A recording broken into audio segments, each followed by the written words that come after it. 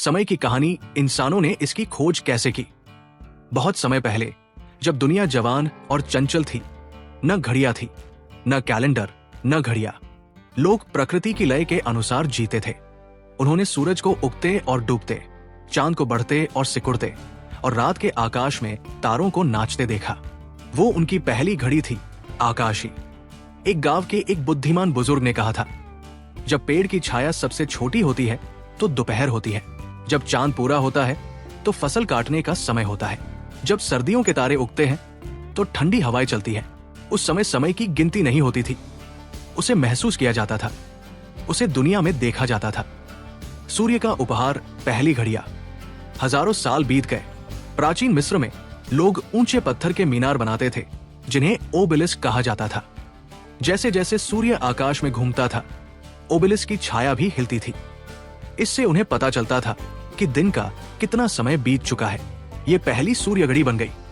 समय अब ऐसी चीज बन गई जिसे इंसान सिर्फ आसमान में ही नहीं, जमीन पर भी देख सकता था। पानी जो गिनता है बिना सूरज वाली घड़ियां। लेकिन अगर सूरज न चमके तो क्या होगा? बेबीलोन और बाद में प्राचीन चीन और ग्रीस में लोग पानी की घड़ियां बनाते थे। पानी धीरे धीरे बूंद बूंद करके एक कटोरे में टपकता था। जब कटोरा भर जाता था तो एक निश्चित समय बीत जाता था। अब दुनिया जान गई थी, पानी भी समय को माप सकता है। भिक्षुओं की घंटियां समय एक दिनचर्या बन गया। मध्य युगीन काल में यूरोप के भिक्षुओं को दिन में कई बार प्रार्थना करनी पड़ती थी, इसलिए उन्होंने गियर और वजन वाली यांत्रिक घड़ियां बनाई। ये घड़ियां उन्हें प्रार्थना के लिए बुलाने के लिए घंटियां बजाती थी। शहर के लोगों ने इन घंटियों की आवाज सुनी और वे भी उसी दिनचर्या का पालन करने लगे।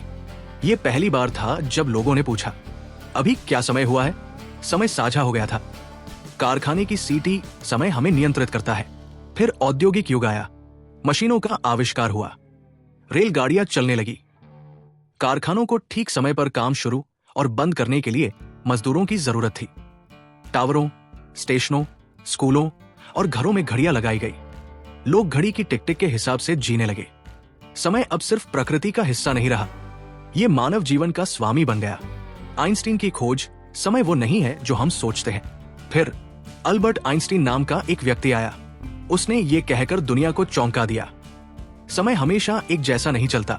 अगर आप बहुत तेज चलते हैं तो समय धीमा हो जाता है। अगर आप किसी ब्लैक होल में गिर जाते हैं तो समय रुक सकता है। लोग हैरान रह गए।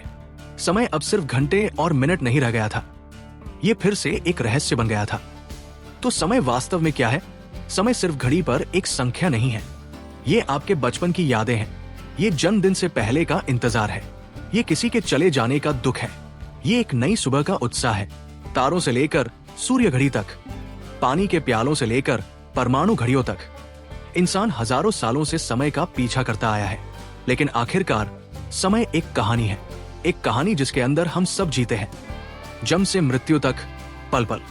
कहानी की सीख, समय को रोका नहीं जा सकता, लेकिन इसे समझा जा सकता है, सम्मान दिया जा सकता है और सबसे बढ़कर संजोया जा सकता है।